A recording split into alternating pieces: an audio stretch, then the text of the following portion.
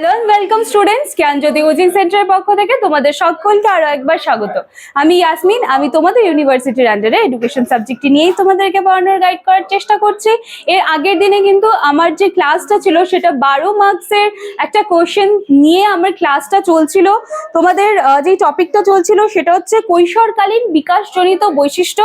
আজকে তার আরো দুটো বৈশিষ্ট্য নিয়ে আমি এসেছি। আজকে আমার আলোচনার বিষয় হলো সামাজিক বিকাশ কি এবং প্রক্ষোভিক বিকাশ কি, এবং এর শেষে আরেকটি শেষ বিকাশ রয়েছে, সেটা নিয়ে কিন্তু কালকে তোমরা ক্লাসটা পেয়ে যাবে। ওভারঅল এটা হচ্ছে 12 মার্কসের একটা কোশ্চেন যেটা নিয়ে আমার আলোচনা কিন্তু চলছিল। এর আগের দিনে আমি দুটা বিকাশ আলোচনা করেছি, আজকে দুটা, এবং কালকে আর একটা লাস্ট বিকাশ আছে, সেটা নিয়ে কিন্তু তোমরা ক্লাসটা পেয়ে যাবে। আচ্ছা, টপিকে যাওয়ার আগে আমি একটুখানি তোমাদেরকে ছোট্ট করে একটা ইনফরমেশন দিয়ে দিচ্ছি। দেখো, তোমরা ক্যামেরার যারা ওপাশ থেকে দেখছো, রেগুলার আমাদের চ্যানেলকে ফলো করছো, আমার ভিডিওস গুলো দেখছো, এবং তোমাদের অনেকেরই হয়তো জানা নেই যে জ্ঞানজ্যোতি কোচিং সেন্টারের সাথে যুক্ত হতে গেলে তোমাদেরকে কি করতে হবে। চলো, আজকে সেই সমস্যার সমাধান আমি করে দিচ্ছি। কর্নার এখানে তোমরা দুটো নাম্বার দেখতে পাচ্ছ, এই নাম্বার দুটি হলো আমাদের জ্ঞানজ্যোতি কোচিং সেন্টারের হেল্পলাইন নাম্বার। এই দুটি নাম্বারের মধ্যে যে কোনো একটি নাম্বারে কল করে কিন্তু তোমরা অনায়াসেই আমাদের সাথে যুক্ত হয়ে যেতে পারছো। কোর্স ফি কিন্তু ভীষণ সামান্য রাখা হয়েছে, 999 টাকা, 999, এবং কোর্স ডিউরেশন রয়েছে কিন্তু 6 মান্থসের। ঠিক আছে, চলো এবার আজকের টপিক আমরা স্টার্ট করি। দেখো, সবার প্রথমে রয়েছে সামাজিক বিকাশ। সামাজিক বিকাশের মধ্যে কয়েকটা বৈশিষ্ট্য রয়েছে, সেগুলো আমি লেখার চেষ্টা করেছি, আশা করছি তোমরা ওখান থেকে দেখতে পাচ্ছ। প্রথমে রেখেছি বন্ধুত্ব স্থাপন, তারপরে রয়েছে বন্ধু দলের প্রভাব বৃদ্ধি, এবং তারপরে রয়েছে সামাজিক স্বীকৃতি লাভের প্রচেষ্টা।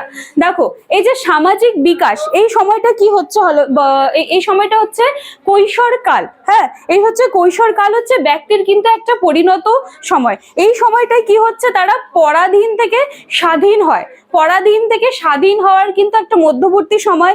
এবং এই সময় বা এই স্তরে এসে বালক বালিকাদের কাছ থেকে বাবা মারা কিছু আশা করেন, কিছু প্রত্যাশা রাখেন, যেগুলো কিন্তু এই স্তরে ছেলে মেয়েদের সেই বাবা মাদের প্রত্যাশাগুলো বুঝতে একটু সমস্যা হয়, তারা কনফিউজড হয়ে যায়, এবং যার ফলে কিন্তু তাদের মধ্যে আত্মসংকটের সৃষ্টি কিন্তু হয়।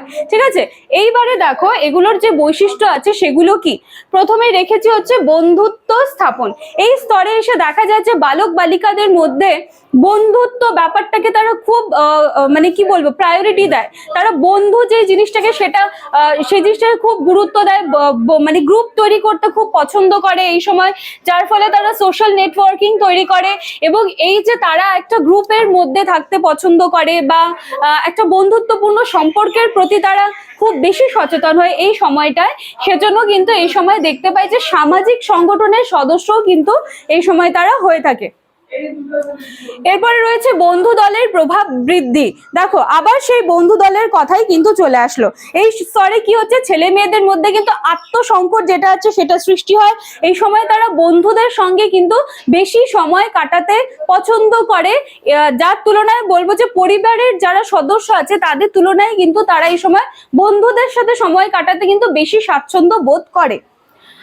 এরপরে রয়েছে সামাজিক স্বীকৃতি লাভের প্রচেষ্টা। এই স্তরে এসে সকলেই চায় যে তারা যেন সমাজে একটা নিজেদের স্থান গড়ে তুলতে পারে, যার জন্য তারা সামাজিক নানান ধরনের কাজ বলো, নানান ধরনের অ্যাক্টিভিটিস বা নানান ধরনের অনুষ্ঠান, এই সব কিছুর সঙ্গেই কিন্তু তারা যুক্ত হতে চায়, কারণ তাদের মনে হয় যে এইভাবে যুক্ত হওয়ার মাধ্যমে তারা সমাজের সবখানে একটু স্বীকৃতি লাভ করবে। ঠিক আছে, এই হলো তোমাদের সামাজিক বিকাশ। এরপরে রয়েছে দেখো প্রক্ষোভিক বিকাশ। এবার প্রক্ষোভিক বিকাশটা শুরু করার আগে আমি বলবো যে এই বয়সে ব্যক্তি কিন্তু যৌবন আরম্ভ হয়। ঠিক আছে, এই বয়সে ব্যক্তির কিন্তু যৌবন আরম্ভ হচ্ছে, তার দেহে নানান ধরনের পরিবর্তনগুলো আসছে, এবং যার ফলে কিন্তু কি হচ্ছে, তার মধ্যে আবার সেই আত্মসংকটের তৈরি হচ্ছে, এবং এই সময় কালটাকেই কিন্তু আমাদের ঝড় ঝঞ্ঝার কাল বলা হয়। যখন তারা অপরিণত বয়স এবং একজন পরিণত বয়স, এই দুটোর মাঝের যে মানে কি বলবো, মাঝের যেই সময়টা বা মাঝের যে অবস্থাটা, সেইটার মধ্যে কিন্তু তারা থাকে, যেখানে তারা পুরোপুরি নিজেদেরকে অপরিণত প্রমাণ করতে পারে না, আবার পুরোপুরি নিজেদেরকে যে তারা পরিণত সেটাও কিন্তু প্রমাণ করতে তারা আবার ব্যর্থ হয়। সেজন্য এই সময়কালটাকে কিন্তু ঝড়ঝঞ্ঝা সময়কাল বলা হয়। এই সময়টারও কিছু বৈশিষ্ট্য রয়েছে। দেখো, প্রথমে রয়েছে প্রক্ষোভিক স্থায়িত্ব। প্রক্ষোভিক স্থায়িত্বটা কি? এই সময় মানে এই সময়ে এসে ব্যক্তি বলো বা বালক বালিকা যাই বলো, এই স্তরটা এসে কিন্তু তারা ওভার সেন্সিটিভ হয়ে পড়ে, মানে অল্প একটু আঘাতেই অল্প একটু আঘাতেই তারা ভীষণভাবে ইমোশনাল হয়ে পড়ে, তারা খুব বেশি দুঃখ পায়, ঠিক আছে? কিন্তু তাদের এই যে প্রক্ষোভটা সেটা কিন্তু বেশিক্ষণ স্থায়ী হয় না। তারপরে রয়েছে বিমূর্ত প্রক্ষোভ। এই সময় হচ্ছে বিমূর্ত সে যেই সকল ধারণা সেটাকে কেন্দ্র করেই কিন্তু তাদের প্রক্ষোভের প্রকাশটা পাচ্ছে। এবং লাস্ট ওয়ান হচ্ছে প্রক্ষোভিক পরিণমন।